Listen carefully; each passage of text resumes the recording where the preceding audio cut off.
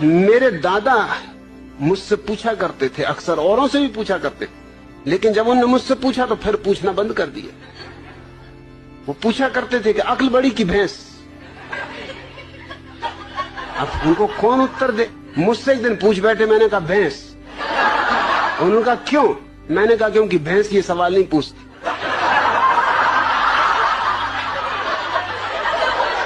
ये खुजली तुम्हारी अक्ल में ही चलती।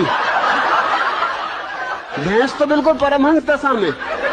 मैं कई भैंसों के पास जाके कई घंटों खड़ा रहा, कोई भैंस नहीं पूछती कि अक्ल बड़ी की भैंस। अरे भैंस को पता ही है कि हम बड़े, क्या पूछना।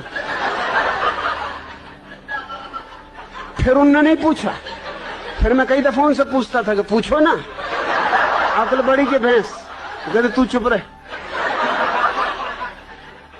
वो मुझे कहीं नहीं ले जाते थे, वो बड़ा सत्संग करते थे, महात्माओं के पास जाते थे। वो जब भी जाए मैं बैठे ही रहता था कि आया मैं भी, कि नहीं तू ले जाने नहीं, तू कुछ ना कुछ उल्टी सीधी बात कह देगा।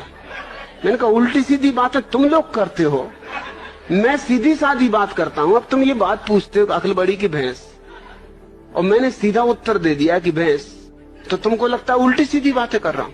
अरे आने दो, मैं भी तुम्हारे महात्मा को जरा दिखाऊंगा। एक दफा मुझे ले गए, सिर्फ एक दफा ले गए। एक महात्मा के पास गए वो मिलने, मुझे ले गए। महात्मा की उम्र रही हो कोई 30 साल, मेरी उम्र रही होगी मुश्किल से कोई 15 साल, और मेरे दादा की उम्र रही कम से कम 60 साल।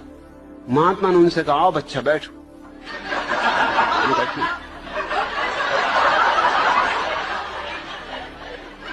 मेरे दादा ने मुझसे कहा तुम्हें कुछ पूछना तुम पहले ही पूछ लो, नहीं तो फिर गड़बड़ हो जाएगी, फिर मैं पूछ लूं। मैंने उनसे पूछा कि बच्चा एक जवाब दो। महात्मा बहुत नाराज हुए, कहने लगे मुझसे बच्चा कहते हो?